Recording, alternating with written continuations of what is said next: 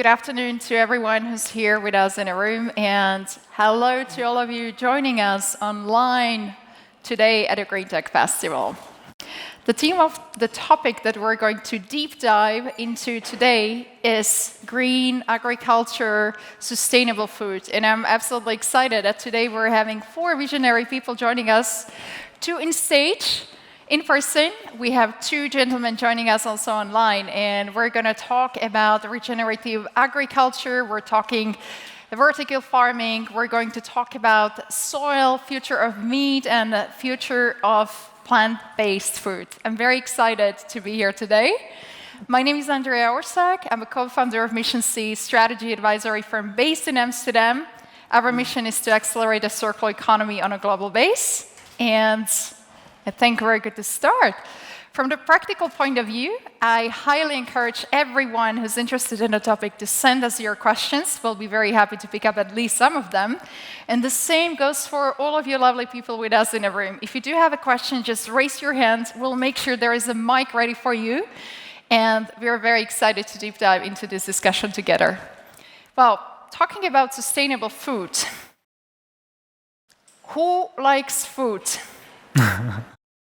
Okay, all hands are up. Who is fully vegan? Okay. Do we have any meat lovers in a room? Okay. Fair point. There were a couple of hands up. Also on podium. I wonder how many of you answered this question positively also online. And yeah, the fact is we're literally eating up our planet. We know that the ecosystem that we set up for food supply chain right now is just not sufficient to cater for 10 billion people that we're expecting to have by the year 2050. But fortunately, we have quite a lot of visionary people working on this topic, really keen to improve this, how the food supply chain works. And today, we're ready to start diving into that. Without further ado, our first speaker is going to be Roger Lienhard. And Roger is a CEO and an executive chair of Blue Horizon. It's a sustainable investment, impact investment firm. And he really views revolutionizing plant-based protein as the biggest single impact investment opportunity of our time. He also sits on a board of Blue Horizon Foundation, where they have a goal to completely phase out animals out of the supply chains. And he co-founded also Live Kindly Collective that groups together different people, different companies, very interested to make plant-based food more tasty and cheaper, making it way more commercialized and available for everyone. So, Roger, are you here with us? And can you please tell us a little bit more? I'm here, absolutely. So thank you for having me, and I hope you can hear me clearly.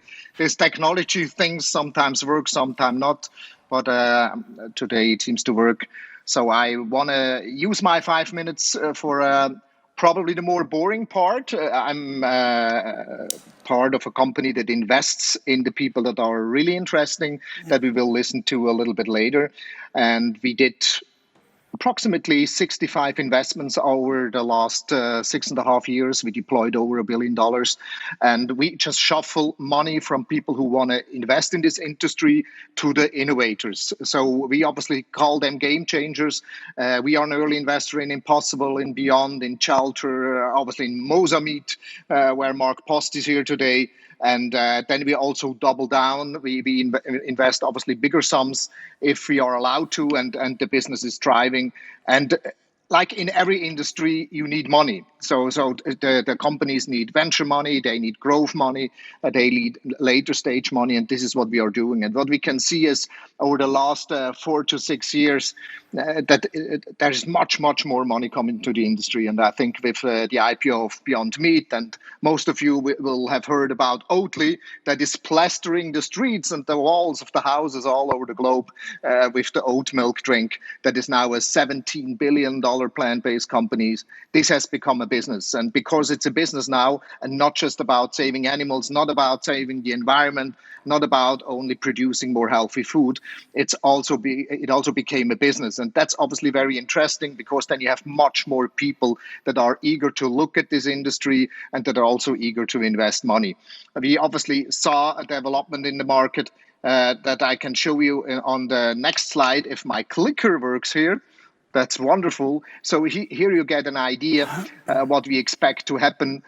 Meat and dairy was 5 billion 2019, and we expect the market to be at 40 billion 2025. So this becomes a sizable market. And when we go further to 2030, and these are studies that are done by Boston Consultant Group, by Carney, by PwC. Some of them are a little bit higher, some of them are a little bit lower. But we are talking about a $140 billion market 2030.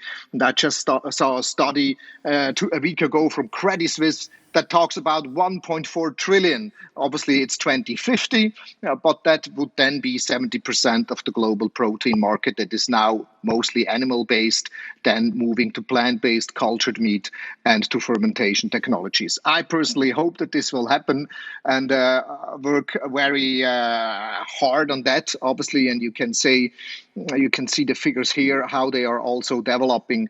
And I don't want to really bore you with too many figures, but what is important for this industry to thrive is first you need taste, you need tasty products, you need the texture needs to be right, and then you need to bring the price point down. It's a little bit like with the electric car. First, it needs to be cool, looking cool, it needs to be nice to drive. Then you want to have a battery that drives you longer than 50 miles, maybe 100 miles, maybe 300 miles. And when this is achieved, where we are today in battery technology and electric cars, then it's just about bringing the price point down. And this happens now with plant-based meat. This will soon happen with cultured meat, where Mark Post will talk more about. And this is a game changer. If you have a product that is more healthy, better for the environment, and then matches the price point of a product that is maybe not so optimal, the consumer starts to shift. And we see this happening globally. Consumer shift, also the young climate movement that talked about oil and about fossil fuels and using more solar. They now also start to talk about plant-based food. Veganism is trendy. It's not a left-wing thing anymore. You go to London, you see vegan in almost every restaurant that there are vegan options. I'm here in Switzerland and we love cheese. We love meat here. You see cows all over the place. But also here you see more and more options. The consumer wants it. The environment wants it. Obviously, the animal wants it. And the investors, they figured out this is a business. After Beyond Meat, there came Oatly. And we will see a few more listings over the next 12 to 24 months. And then more money will flow to this industry and more founders and entrepreneurs that you will now listen to can build amazing companies and help to make this world a better place. That's so far from my part. Thank you very much for listening. Thank you so much, Roger. Because indeed, like based on your presentation, it's very clear, as you called it, this is really not a trend. This is the future. This is where we're heading. So great to hear that there are currently really fantastic alternatives for the protein that is based on animals. And we do have our next speaker sitting actually right next to me, looking at you, Benedikt. And Benedikt Bösel is organic farmer, and together with his team at Good and Bösel, they are actually implementing different regenerative agricultural techniques directly at his estate, whether it's syntropic agroforestry, market gardening. Yeah, you're testing it really at the sandy soil. So really curious to hear more about that. But besides, Benedikt also sits on a board of Soil Alliance, and he's also at the advisory board of the German Ministry of Food and Agriculture. So Benedikt, the stage is yours. Thank you very much. This introduction sounded far too important, but I take the flowers anyway. First of all, hi, ladies and gentlemen. I'm very happy to be here, especially me, because we are amongst so many change makers and innovators. And yet, I feel as if I'm invited to a party where I don't know anyone. Let me explain you why that is. We are a farm 1 hour east of Berlin, and we do agriculture and forestry. It's, as you said, one of the most sandy and driest spells in Germany. And what we have realized is that we need to sort of increase sort of the health of the ecosystem, and especially the health of the soil. And we do this by testing and developing different forms of multifunctional land use models.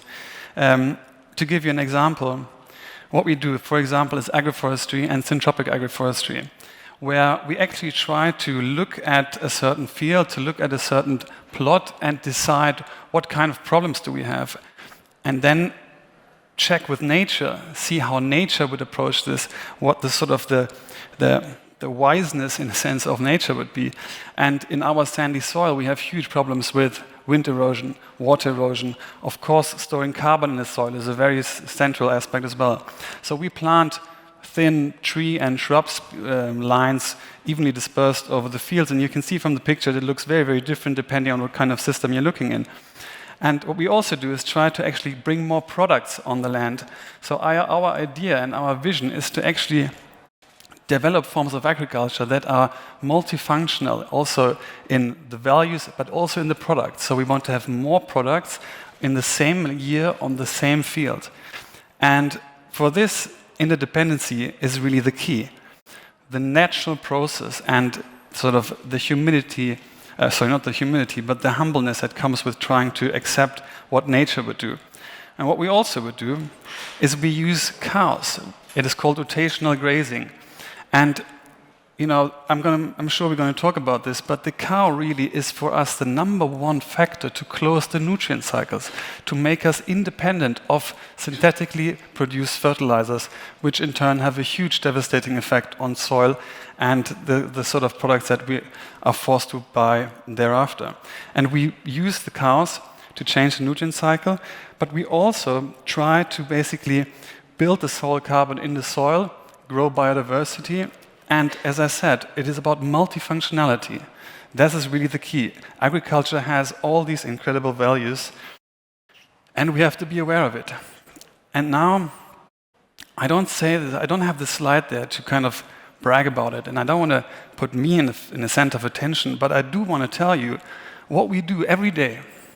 Each minute, we clean the air, we regenerate soil, we empower the water cycle, we produce nutritious food, we offer employment in rural areas. There's tons of things, just look on the slide, that we do. And yet, I am the only farmer here. There's millions, there's billions of people out there who are with their hands in the soil every day and they're fighting for another life. But they are not invited here. And this is what I fear. It is a great disconnection from nature. You know, agriculture has the potential to be one of the biggest solutions to some of the biggest problems that we have. And climate change, health, of course, biodiversity, development of rural areas, equality, education. But in order to get there, we need to cooperate, we need to communicate, we need to bring in the people that actually do the work, that not talk about it, don't sit in an office, don't sit in a lab, but are outside. They are doing sustainability and looking after the healthy ecosystems every day. So, like at any good party, whoever wants to talk, I'll be waiting at the bar. Thank you.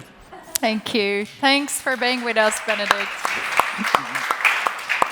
And our next speaker is joining us online from the Netherlands. It's Mark Post. Mark is the Chief Sustainability Officer, and at the same time, he's also a professor at the University of Maastricht dealing with sustainable industrial tissue engineering. He founded a company called Mozamed, so we're talking about cultured meat. That's not coming from the animals, but it's really grown in the lab. And Mark brought this innovation onto a market in year 2013, and together with Mozamed and also his other company, Quarium, that is based on cultured leather, he plans to commercialize this and make them widely available to completely take again animals out of the equation. So, Mark, are you with us? And we're looking forward to your presentation. Okay, so Mark is still connecting. So this gives us the opportunity actually to talk to Max, who's sitting right here. And Max is the founder of Agrilution. He grew up in China, so he really got a chance to see how technology and malnutrition are connected. He got a chance to travel the world from New Zealand all over to Europe, and he started diving into planetary boundaries as well. And he got very inspired by vertical farming, and he thought this is something that all of us should be able to do also at our home. So you started Agrilution, Max, and then you also became, as Agrilution, part of Miele Group. Please do tell us more. Do I just skip through Mark's slides first? We're getting a peek into Mozamed. Okay. Well, anyway, I'll take you on a bit of a story into the past of how humanity actually came to be, or at least some hypotheses. And then I'll give you a bit of a glimpse into the future of where we could end up if we do things right. So thank you very much for having me. My name is Max, one of the two co-founders and the CEO of a company called Agrilution, and we're active in the vertical farming space. So roughly 100,000 years ago, our ancestors were all still hunters and gatherers. And if we then fast forward to a time that we now call the Neolithic Revolution, or the first agricultural revolution, which was roughly 12,000 years ago, what we as humanity did back then is we started domesticating animals, and we started controlling plants. And by doing that, we started forming the first cities. We didn't need to roam around anymore to search for food. So that period was referred to as the first agricultural revolution.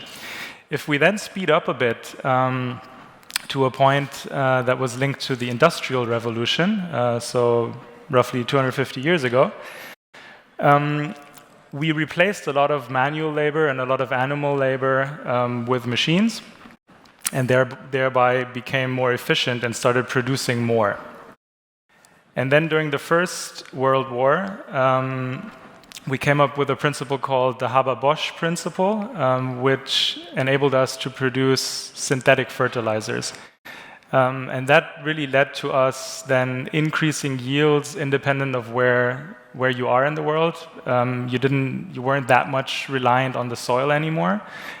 And that, on the one side, was able to feed billions of people. We're now almost 8 billion people on this planet. But on the other side, and that's the dramatic impact that agriculture has had on the environment, it really came at the expense of our planet by using pesticides, by farming in monocultures, by using heavy tools and big machinery causing erosion. We're wasting food, we're transporting food for thousands of miles even though we could produce it locally. So the way that we've basically centralized agriculture around the world and started transporting things from A to B has caused havoc on our planet. And I would really love to spend a couple seconds on this framework. It's called the Planetary Boundaries. If you haven't heard of it, go Google it. There's a Netflix documentary that came out a couple weeks ago, and it really, in basic terms, describes the 9 boundaries that we have on our planet. All of these are linked to the way that we produce food. And the one way to solve all of these and to bring them back into balance, to bring nature back into balance and harmony, is by changing the way we produce food. So I would argue that the times we're living through at the moment, in a couple of years, they will be referred to as the 4th agricultural revolution. And it's driven by the decentralization of food, by localizing it again. Obviously, trends like robotics and sensors and AI. Then a big role that we need is regenerative agroforestry to produce the staple crops. Then we'll hear about things like synthetic meat, but synthetic biology in general will play a huge role also in the coming 10 years. And what I would like to now touch upon is the topic of vertical farming, where you basically produce food in controlled environments anywhere in the world, closer to the actual point of consumption. So you don't need to ship things from A to B. And the resource input is very, very efficient. So we use 98% less water, 0 pesticides, a lot less fertilizer. You don't need to store it. You don't need to cut it. You can ship live plants from A to B. And basically, this vertical farming space can be segmented into 3 sectors: industrial scale farms, basically warehouses full of this technology; medium scale farms that you are probably aware of, which are also around here in Berlin in supermarkets. And what I focus on with my company Agrilution is personal vertical farming. And the reason behind that is really to bring all of the benefits of the tech into the hands of the consumer, enabling people to grow their own fresh food at home, year-round, pesticide-free, and thereby reconnecting people with nature. Even though it sounds a bit weird, we're doing it through technology, but it actually creates that bond again. People start understanding more how long it actually takes to grow a bit of kale or a pak choi or a salad. And the way that we're doing that is basically for anyone, even if you don't have a green thumb, you can do this at home. So the ecosystem that we develop consists of 3 parts. There's a hardware component, which we call a plant cube. It's like a mini appliance that you can put in your home. We ship seed bars with integrated seeds, not using any soil. We're using scrap coconut. From A to B, it's dry, you don't need to cool it, you don't need to package it in plastic or anything. And to really make anyone a farmer, we've created an app. The machine really takes care of the climate, the watering, the light, everything that the plant needs to thrive from seed to harvest. And if you have questions, if you want to learn more about it, you can dive into the app, and obviously you can also order anything that you want to grow. We have over 40 different varieties already. If you're interested, we are in the Heeresbäckerei, like in the other location down the street. We have a couple units on display there, and I'm looking forward to the discussion now. Many thanks, Max. Likewise, all of us are looking forward to discussion. Thank you so much for your presentation. And I just want to encourage everyone joining us online. As you do see, I'm holding a tablet in my hand, so I do see questions if you have any for our guests, whether Benedikt or Max sitting right next to me, or currently Roger, who's joining us online.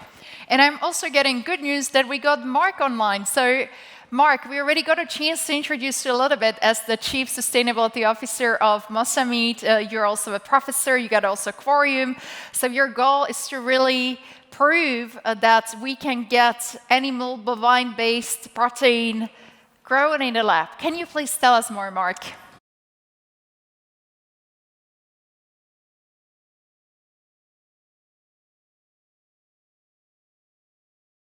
Oh, just a second, sure.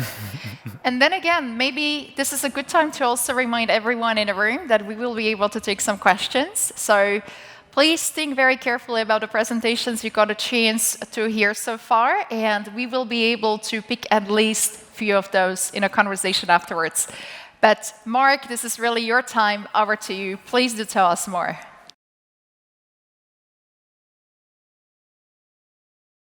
We don't get a sound of Mark, so we can see him very well.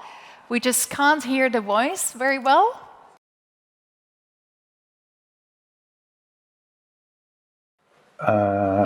Fantastic. Yes, Mark. We can hear you. Do you hear me? Yes. Oh, right, you can hear you. Okay, good, excellent. Sorry about that. Yeah, so the goal of Mozamed is to create meat as we know it, but then without the animals, basically, in a more sustainable way, more animal-friendly way. We're using medical technology, cell culture and tissue engineering technology to make that happen. That technology has been around for quite some time, but of course never applied to the scale that is required for food production. So we're currently doing that scaling with 60 scientists working through all the small hurdles that are on that path. And we are ready to kind of finalize our first product that will be a hamburger, and that has essentially the same qualities as the hamburger that you know, but is now made out of stem cells and has kind of bypassed the cow. Fantastic. Thank you so much for this very brief but very impactful presentation. So now we're going to deep dive into all the different questions. And indeed, for me personally, it's quite fascinating because we're having here people who really believe that cows and animals are very important for farming, and well, we need to recognize that. We hear here innovation, that we can actually grow meat these days in a lab. We're talking about vertical farming and especially moving perhaps from soil and huge pieces of land, making it more accessible also for people living in apartments, and indeed that way connecting them again to nature. And we also got a chance to hear from Roger, who is investor in a field of sustainable food, and he really sees that moving towards plant-based protein is the way for us as humanity forward. So I got a good feeling this is going to be a very interesting discussion. Let me just kickstart with the first question. So, Benedikt, you were talking about being the one who really gets his hands dirty with the soil. What do you think? What can people who don't have the opportunity to play and work on the fields every day, how can we reconnect them to nature? How can they get this feeling that you're having on a daily basis? I mean, I guess it's a good question. To be honest with you, first of all, like, it's not about me, you know. I've got nothing to sell here. I'm not trying to sell any product or put myself into the spotlight. I'm trying to speak for people who are struggling every day, and they're fighting for a fair and healthy ecosystem. That's their motivation. That's their drive. And I think what people can do, what you and me and we all can do, is use the information that we have. Take informed decisions, and this is also our responsibility. Like, if I do have an opinion, in Germany we love opinions, but most of us don't go the extra mile to actually back up the opinion that we have. It is very easy to say, well, the solution is easy, don't eat meat. That is an easy claim. And you can hide behind many other sort of emotional effects behind it. But if you go in depth of it, if you really analyze it, what does that really mean for the ecosystem? What does it mean from an investor's point of view? Especially, what does that mean for the poorest people in the world? Then you will see it's not that easy, you know? I'm not saying like it's an easy discussion. It's incredibly complex, but it's the system that is broken. Yeah. It's not the cow. It's not meat. It's the system.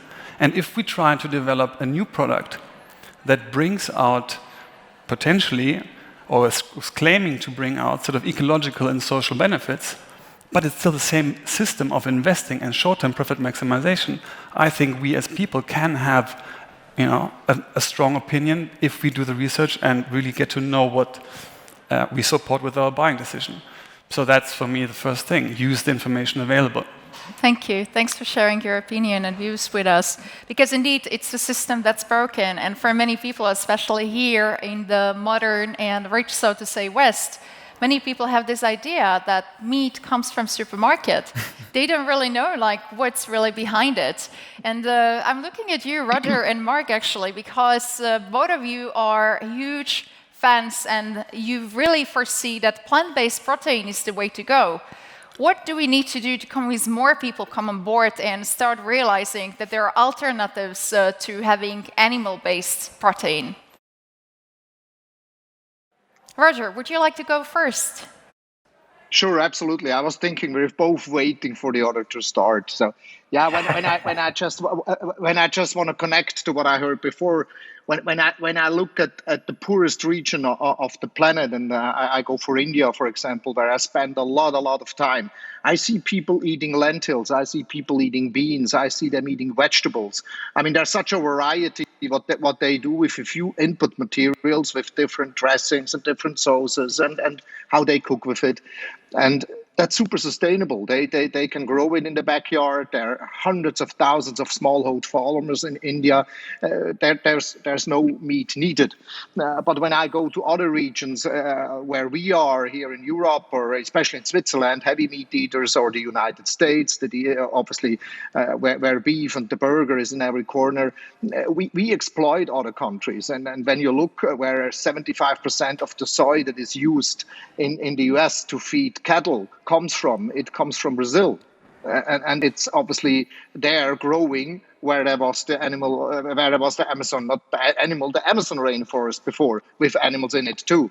So when we eat beef, for example, from the US, we need to know that this cattle was fed with soy, where most of it comes from Brazil, where trees get cut down for it, and we are talking about a football field every second. And this is not sustainable. And what we also need to take into consideration is we have grown from 2.5 billion people to 7.5 and more within 60 years. This is the problem. So much more people in a very short period of time, if you look on the long history of this planet, and more people that want to eat animal protein, or at least high-end protein. And I think the awareness is growing.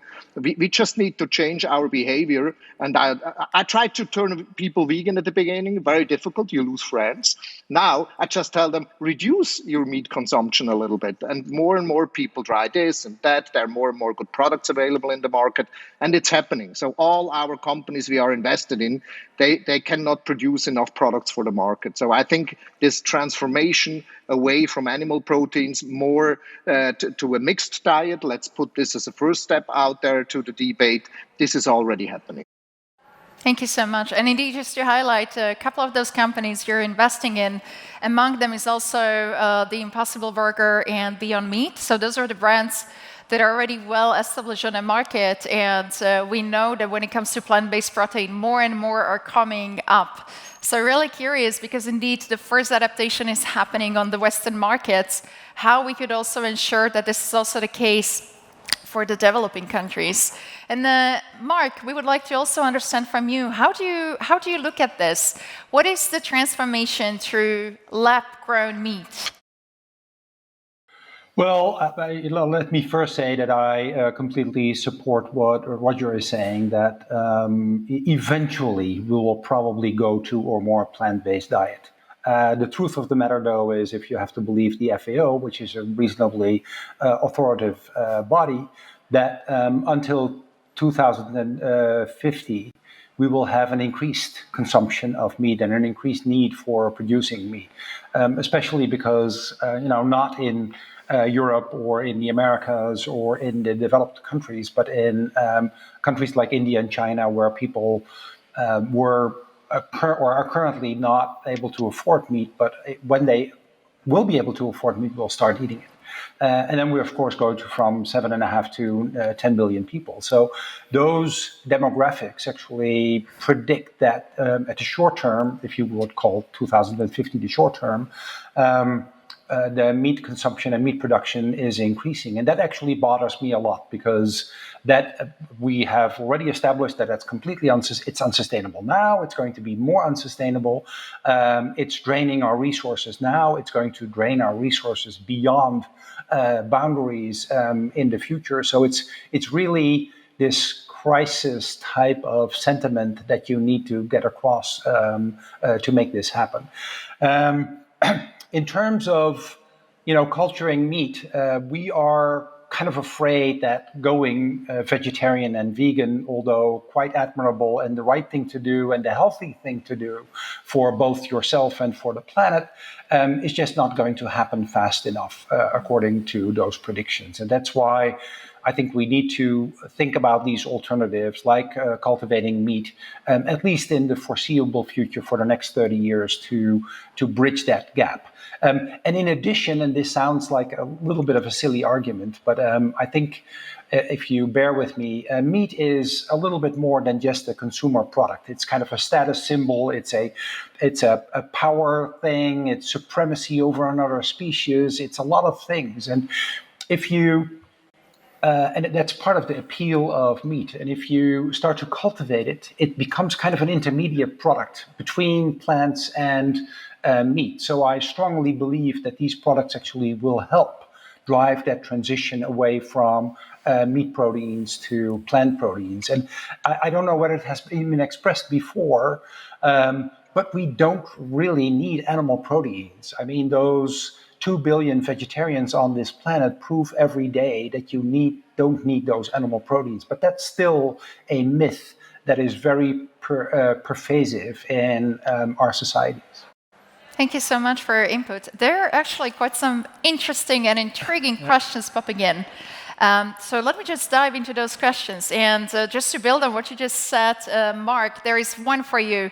And the question is, cell culture and tissue engineering. How many baby cows, bovines, do you need to make a single hamburger? Well, you should actually. I'm guessing where this question is coming from. This is from the serum question, where traditionally we use serum to grow cells and tissues, and that comes from baby cows. Of course, we no longer do that. We never plan to do that, so that's out of the question. Never going to do that. So the ultimate goal of all of us, at least of us as a company, is to reduce the number of cows on this planet by at least a factor 10, 100,000. So for from every cow, we can generate about 80,000 hamburgers. Okay, many thanks for sharing your insights. And indeed, I do believe all of you are on the same page when it comes to transition of the current system. All of you are having ideas how we can do that. It's indeed, Benedict, as you pointed out, very complex questions, but there are ways how to do that. Let me just ask you something on behalf of, well, amazing people joining us online. And there's this question, as you pointed out, you're the only farmer at this festival. There are many people who are talking, working from lab, working from offices. How do you make sure that you're not the only farmer that is sustainable? How can you scale this up?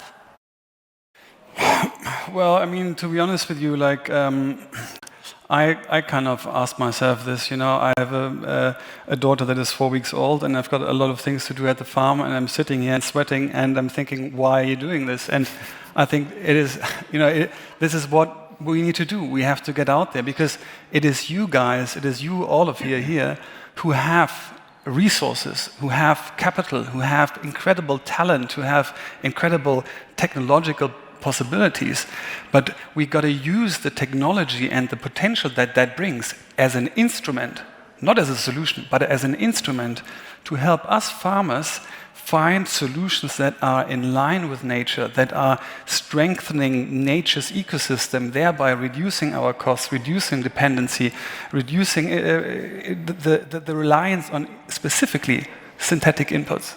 That is really the big key. So that's the solution, you know, bringing us to the table, talking to us and understanding our needs, understanding our urgencies, and not trying to develop sort of like a synthetic approach to nature and take out an animal of an ecosystem. I mean, we have 3.8 billion years of evolution to speak for us. It's not science from a couple of weeks. So I think, you know, it's about collaboration, it's about communication, it's about a bit of humbleness. Thanks. Talking about scaling up, I'm also looking at you, Roger, because you represent investment fund here. You are the one constantly scouting solutions. Do you have any ideas? And I know that you're focusing on plant-based protein. Do you have any ideas of innovations that could help scale up as agri-tech, the organic farming, and indeed how we could also get it to the south, not only here in the west? Any thoughts? Yeah, sure. I mean, and on one hand, it's a mix anyway. So I always talked about plant-based. Obviously, when it comes to cultured meat or clean meat or lab-grown meat, that's all the same, just for it described in different words. That comes on top of it. This is obviously what Mark is doing. Then another innovation that is coming is fermentation. Just going back to my cheese example, cheese is a fermentation technology, a pretty old one, and there will be much more products that will be available that are produced by fermentation, which is a very total natural process. Tofu, for example, that there are billions of people on this planet that eat tofu as a very rich and healthy protein. That's another fermentation process where you make something out of soybeans. And what we, for example, do at the moment in South Africa with the Lienhard Collective is with already over 120 smallhold farmers we repurpose former sugarcane fields. You can imagine sugarcane is not the best for the soil. It doesn't absorb a lot of CO2. Pea protein, for example, absorbs much more CO2 when it gets grown on the field. The farmer gets more money when he grows pea protein or peas instead of sugar, and we can make burgers out of it. So one way, when I think a little bit about the farmer and when I also think about organic farming, is to have crops that bring more money for the farmer than just, for example, sugar, that also absorb more CO2 out of the environment, which is good for the environment, but also can be used for very healthy food. That's just one example where I think where we can help with technology. Countries that are not so advanced, the seed technology, for example, we use in South Africa is from the US, and these seeds, they have much more protein content, and with the end product that is then grown, they are more heat tolerant. They are also more tolerant when the soil is muddy. So we need to help also with seed technology, and for free, not as a licensing model to countries that cannot afford to develop these technologies themselves. Yeah, so what I'm hearing, there is a lot of technology, and indeed, as you said, Benedict, it's going to be really about collaboration. It's not like everyone wants something else. All of you want the same. Everyone's looking at it from different angle, and in the end, merging all those different solutions is definitely the way to go. And Max, I'm also looking at you. Would you like to add anything? Yes. So I think, a lot of interesting points were raised, but I think we have to be very careful that we shouldn't just push the problem towards consumers. Yes, we have a big impact and we can play a big role, but the real issue that we're having is that the time frame to solve these issues is extremely limited. We have 7 to 10 years to figure out these problems, or we're all screwed. Because the actual carrying capacity of the world in terms of food production is roughly 3.5 billion. So that means more than half of us wouldn't be able to exist on this planet. So what we really need to do is we need to push industry, we need to push politics to change the incentives of how agricultural, for example, the CAP, how that's spent in Europe, that we incentivize projects like regenerative agriculture, that we incentivize initiatives for alternative proteins where you use less resources, where you don't destroy the soil and the life that we still have, because not only are we already using 80 or more % of the arable land on the world, but at the same time we're constantly reducing it by the way we're farming. So all of the inputs that go into plant-based alternatives, they need to come from a regenerative source. If they come from conventional agriculture and are pushed through GMO, then we're not changing anything, we're making it worse. Yeah, indeed, once we run out of the soil that can actually grow our food, where does this go? There's actually a very detailed question regarding your innovation, Max, and the question is coming from our audience, where they're wondering, you mentioned you're using coconut instead of soil. Why? Yeah. And also, doesn't it help fix carbon? Why not use soil? I think one of the resources that will be very, very scarce in the coming years is soil. Because the way that how we do conventional agriculture, we're destroying soil. Instead of constantly rebuilding it with regenerative methods, we're fighting it. We're planting monocultures and then dumping pesticides on it. And then it takes 10 years and the soil is dead. You cannot grow anything. We're making arable land turn into desert. So what we need to do, and why I'm in the vertical farming space, is on the one side, we need to protect the soil and the ecosystems that we still have. That's why I say at least a part of the produce aisle can be or should be produced indoors, soil-less. And especially the products that need a lot of that need a cool chain and need to be transported from A to B, or are transported from A to B, and receive a lot of damage, which creates food waste, and then you're just wasting resources all over the place. So we need to protect on the one side, and we need to actively rebuild. And indoor farming only makes sense in combination with not using any soil, because soil is a very limited resource, and you need to be producing with regenerative energy. Yeah, that perfectly makes sense. Yeah, thanks. You're also talking about systemic change. And of course, in order systemic change, isn't it a combination of politics, governmental decisions? It's really the companies that are producing majority of our food. And it's also the individual consumers. So indeed, like the three of us sitting on a stage, all of you joining us today online. And Benedikt, you are also a part of the advisory board to the Ministry of Food and Agriculture, especially when it comes to digitalization. How do you see this? What needs to change in terms of politics to enable more organic farming? It is a complex matter, to be honest with you. I mean, and politics, it's always in this game. It's always easy to blame, right? I think politics does have a special role because it kind of needs to create the right framework. And this covers many areas. It covers subsidies, as Max pointed out. It covers science specifically. So in the scientific community, much of the science is determined by third-party money because they need to get that money in order to do the products, or the projects. So that money is not coming from a family farm in, I don't know, Oberammergau in Bavaria, right?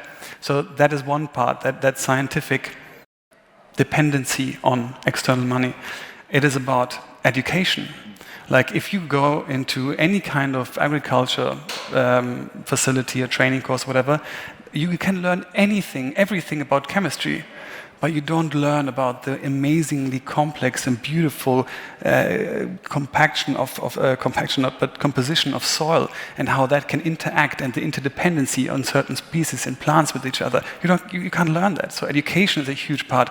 Then the financing model for agriculture is wrong also. Like agriculture, we are doing what you guys all want.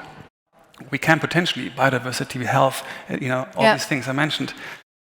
But we are faced with incredible risks, and the uncertainty of the future, especially with regard to the climatic changes, are so big that we need a financing instrument that takes care of that risk that we have. We have all the risks, we carry all the risks. So financing projects have to be sort of sitting on the same side of the table, right? If I have 2 droughts as I had, the bank wants his annuities, right? So that also has to change. So there are huge structural changes that we kind of have to look at. And of course, if you ask me, one of the main things, and I'm sorry to having to say this again, but short-term profit maximizing, thinking of a company that is so strongly responsible for social and ecological health, our health and the planet, that cannot be the number one priority. That cannot be the driving force. It can't be about profit maximization. We have to put the real cost of production, ecological and social costs, onto those kind of economic systems and the economic thinking. So, politics should kind of, get the framework right and get the regulation right for this. So indeed, financial instruments where we can really scale up solutions that are going to help us to feed the planet within 9 years, and then indeed 10 billion people within 2050. It's quite interesting, this whole setup we're having, because all of you are, again, looking at this solution from different perspective. We're having research and science represented by Mark here. We got investor community represented by Roger, organic farming, and then indeed vertical farming at home, connecting people directly to something that not everyone owns a farm, making it possible for them. And just in a matter of time, I'm really curious to hear from you. What do you think people can do? So we understood that we need a complete system change. We understand policy, financing instruments need to change, and it's very clear that the companies, and all those companies that are listening to us also, need to just completely rethink. It shouldn't be about a profit. We really need to start looking at what are other important things from the risk perspective, from the opportunity as well. But what do you think us here, if we want to be part of the solution, what is it that we can do? Switch to a plant-based diet. That's the easiest thing you can do. It doesn't mean you're never allowed to eat meat again or fish, but if you switch to 90% plant-based diet, you're definitely a part of the solution. Mm-hmm. Yeah, and Mark, looking at you, so you are part of the transition, right? All of us are hearing that we need to start eating more plant-based and less animal proteins. And You are working on the transition through having this culture based on stem cells, meat production for people who still want to have some sort of meat, but then taking animals completely out of that. What do you think, how long will it take us to get this at a scale so it's commercially available for everyone, also in the South? There are a couple of there are now many companies doing the same thing. So it is really a movement. The first product is now approved in Singapore. So it's still a very, very early stage. But and to transform the industry will take a long time. But yes, you will see in the next within the next 5 years, you will see products in the supermarket at prices that are very similar to current meat prices.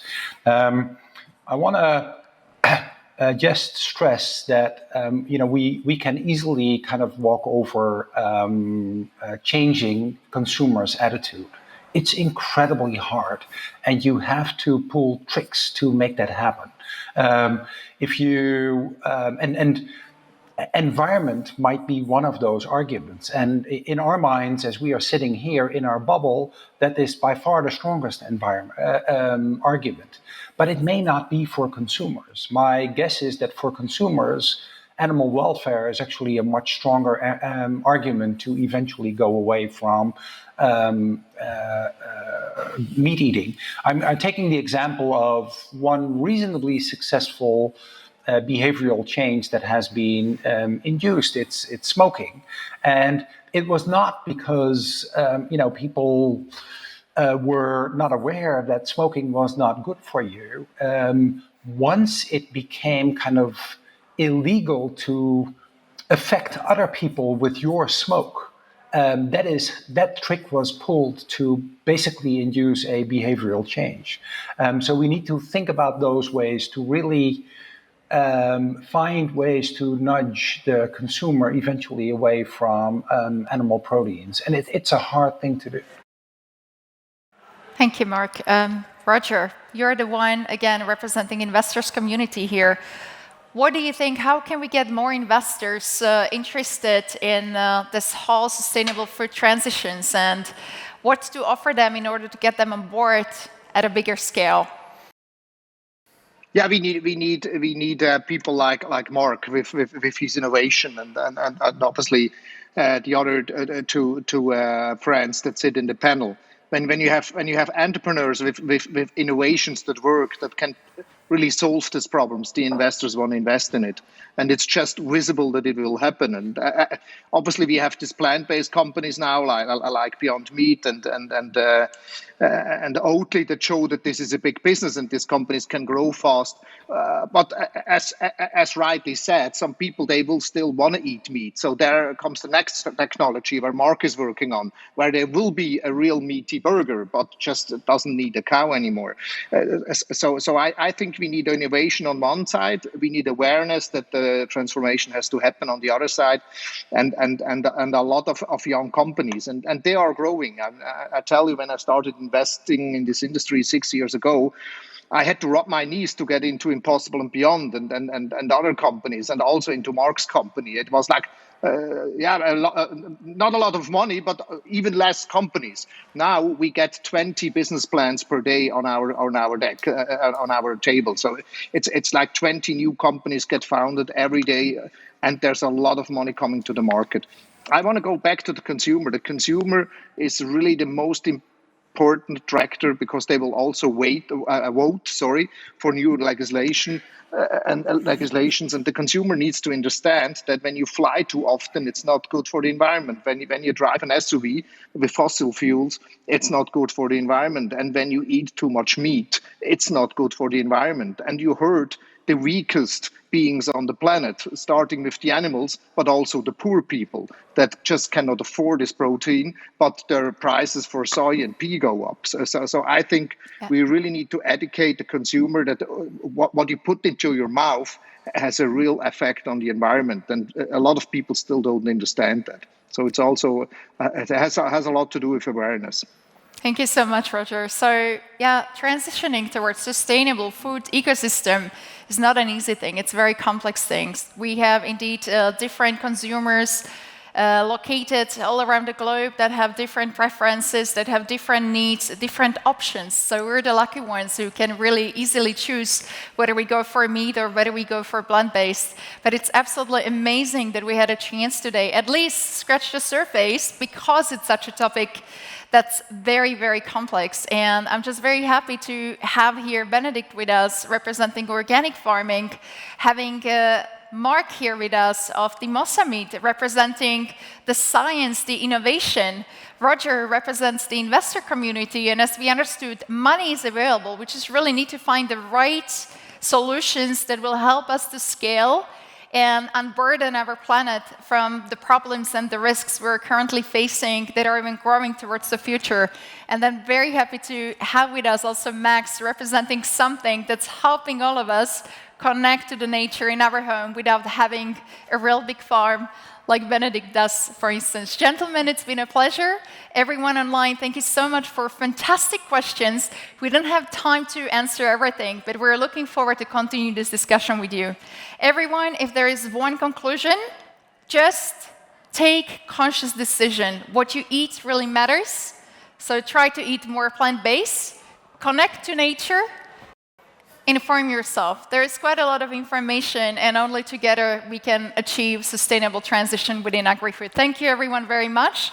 Enjoy the rest of your day.